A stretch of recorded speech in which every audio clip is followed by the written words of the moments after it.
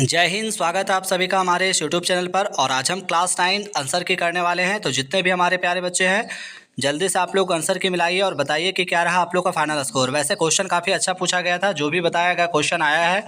तो सबसे पहले हम मैथ का आंसर की करने वाले हैं, जहाँ पे हमारा 40 MCQ प्रश्न पूछे गए हैं। तो सबसे पहला जो हमारा प्रश्न संख्या 1 का आता है मेरे प्यारे बच्चों, कि निम्न में कौन अपरिमेय संख्या है। तो इस प्रश्न का जो करेक्ट आंसर होगा, ऑप्शन नंबर किसके साथ चला जाएगा, तो ऑप्शन नंबर सी के साथ चला जाएगा। सी √7 जो हमारा अपरिमेय संख्या है। तो ऑप्शन नंबर जिन बच्चों ने सी लगा कर आए उनका सही हो जाएगा। वहीं दूसरा जो प्रश्न पूछा गया है, दूसरा कह रहा है 0.12 बराबर है। तो इसका जो करेक्ट आंसर होगा किसके साथ चला जाएगा, ऑप्शन नंबर सी के साथ चला जाएगा। 4/33 के बराबर है। अब हम तीसरा प्रश्न जो आप लोग का पूछा गया था उसको देख लेते हैं। तो तीसरा जो प्रश्न पूछा गया है कि 3√3 गुने √3 बराबर है। तो इस प्रश्न का जो करेक्ट आंसर होगा, ऑप्शन नंबर डी के साथ चला जाएगा, 9 के बराबर है। तो जिन बच्चों ने 9 ऑप्शन करके आए हैं उनका सही हो जाएगा। वैसे सारे बच्चे अच्छे से पेपर बनाए होंगे, पूरी उम्मीद पूरे विश्वास के साथ बताया जा रहा है। 4 नंबर प्रश्न कहता है कि 81.81 का मान है। तो इस प्रश्न का करेक्ट आंसर जो है, ऑप्शन नंबर किसके साथ चला जाएगा, तो ऑप्शन नंबर इसका 4 का मेरे प्यारे बच्चों ए के साथ चला जाएगा, 27 के बराबर है। 5 नंबर प्रश्न पूछा गया, निम्न में कौन बहुपद है। तो 5 का जो करेक्ट आंसर होगा, ऑप्शन नंबर किसके साथ चला जाएगा, बी के साथ चला जाएगा, √2x² - 3x + 2 के साथ। 6 नंबर प्रश्न जो पूछा गया वो कहता है कि x = 0 के लिए बहुपद px = x - 1 और x + 1 का मान होगा। मेरे प्यारे बच्चों, इस प्रश्न का जो करेक्ट आंसर होगा, ऑप्शन नंबर ए के साथ चला जाएगा, -1 हो जाएगा। अभी हम आंसर की के लिए आप लोग को जल्दी यानी कि बताने के चक्कर में पूरा विश्लेषण नहीं कर पा रहे हैं। आप लोग सिर्फ क्वेश्चन को मिलाइए और हमें बताइए कि क्या रहा फाइनल स्कोर। 7 नंबर प्रश्न कहता है कि यदि a + b + c = 0 तो a³ + b³ + c³ -3ab का मान क्या हो जाएगा। तो इस प्रश्न का जो करेक्ट आंसर होगा, ऑप्शन नंबर ए के साथ चला जाएगा, 0 हो जाएगा। वहीं 8 नंबर प्रश्न कहता है 6x² - x - 2 का गुणनखंड है। मेरे प्यारे बच्चों, इस प्रश्न का जो करेक्ट आंसर होगा 8 का, ऑप्शन नंबर बी के साथ चला जाएगा।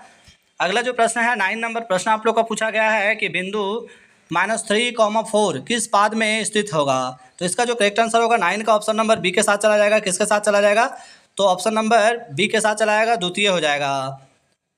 अगला प्रश्न की ओर चलते हैं। 10 नंबर प्रश्न हमारा कहता है कि बिंदु 1,5 की कोटि है। तो इसका जो करेक्ट आंसर होगा, ऑप्शन नंबर इसका भी बी हो जाएगा, 5 में हो जाएगा।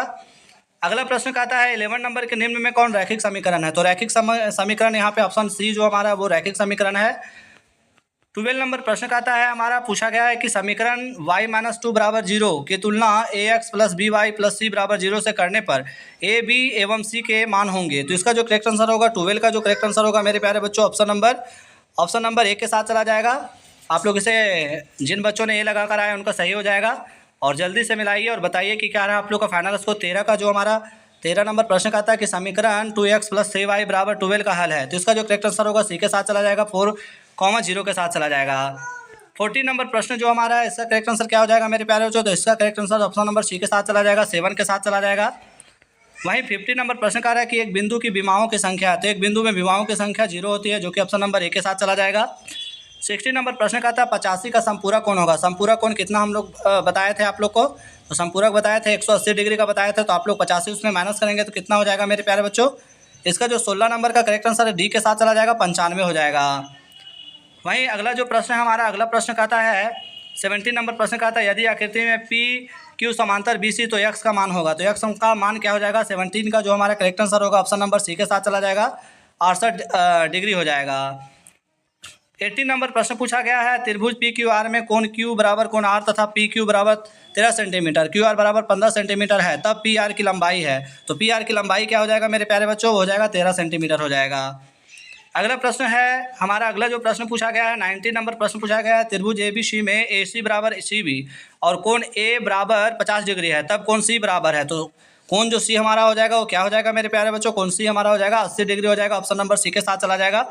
वहीं 20 नंबर प्रश्न पूछा गया है कि आकृति में त्रिभुज OAP सर्वांगसम त्रिभुज OBP है, सर्वांगसमता के कौन से नियम का उपयोग हुआ है। तो यहाँ पे जो सर्वांगसमता के नियम जो हुआ है वो राइट हैंड साइड यानी ऑप्शन नंबर बी के साथ चला जाएगा, 20 का करेक्ट आंसर हो जाएगा। अगला प्रश्न की ओर चलते हैं। 21 नंबर प्रश्न में पूछा गया है कि निम्न में कौन त्रिभुजों की सर्वांगसमता की कसौटी नहीं है। तो नहीं है पूछा गया था, तो इसका हो जाएगा एस हो जाएगा, साइड एंगल। 22 नंबर का आता है यदि त्रिभुज ABC सर्वांगसम त्रिभुज DEF तो भुजा BC का संगत भाग है। 22 का जो हमारा correct answer option number B के साथ चला जाएगा, EF हो जाएगा। 23 नंबर प्रश्न पूछा गया है कि एक समांतर चतुर्भुज में सम्मुख कोण होते हैं। सम्मुख कोण क्या होते हैं? बराबर होते हैं, जो कि ऑप्शन नंबर सी के साथ जाएगा। 24 नंबर प्रश्न का था आकृति में ABCD एक समांतर चतुर्भुज है और AC विकर्ण है, तो x का मान पूछा गया है। तो x का मान क्या हो जाएगा मेरे प्यारे बच्चों? 24 का जो करेक्ट आंसर होगा ऑप्शन नंबर सी के साथ चला जाएगा, 13 डिग्री हो जाएगा मेरे प्यारे बच्चों। जिन बच्चों ने 13 डिग्री लगाया उनका करेक्ट हो जाएगा। अगले प्रश्न 25 नंबर का आता है। 25 का जो करेक्ट आंसर होगा उसके किसके साथ चला जाएगा? 25 आप लोग लगा ले, सी के साथ चल जाइए। 50 सेंटीमीटर समय जल्द प्रोवाइड करने के सारा पेपर का आंसर की करना है, इसलिए जल्दबाजी में आप लोग को बताया जा रहा है। आगे हम फिर से बारीकी से आप लोग को अध्ययन करवा देंगे। 26 नंबर प्रश्न का आता है मेरे प्यारे बच्चों कि एक वृत्त के केंद्र से 8 सेंटीमीटर की दूरी पर स्थित जीवा की लंबाई 30 सेंटीमीटर है। वृत्त के त्रिज्या की लंबाई होगी, तो वृत्त के त्रिज्या की लंबाई क्या हो जाएगा? 17 सेंटीमीटर हो जाएगा। अगला प्रश्न जो हमारा 27 नंबर पूछा गया, चित्र में x का मान पूछा गया है, तो इसका जो करेक्ट आंसर होगा किसके साथ चला जाएगा? ए के साथ चला जाएगा, 40 डिग्री हो जाएगा। नेक्स्ट 28 नंबर प्रश्न का आता है कि एक वृत्त की त्रिज्या 5 सेंटीमीटर है, इससे केंद्र से 3 सेंटीमीटर की दूरी पर स्थित जीवा की लंबाई क्या होगी? तो इसका जो करेक्ट आंसर होगा बी के साथ चला जाएगा, 8 सेंटीमीटर हो जाएगा। अगले प्रश्न की ओर चलते हैं। 29 नंबर प्रश्न पूछा गया है कि दी गई आकृति में वो वृत्त का केंद्र है और 130 डिग्री है, तो कोण ABC का मान होगा? तो इसका जो करेक्ट आंसर होगा ऑप्शन नंबर किसके साथ चला जाएगा? ऑप्शन नंबर मेरे प्यारे बच्चों किसके साथ चला जाएगा? आप लोग इसका कमेंट में भी लिख सकते हैं। तो इस प्रश्न का जो करेक्ट आंसर होगा 29 का हमारा सही आंसर बी के साथ चला जाएगा, 65 डिग्री के साथ चला जाएगा।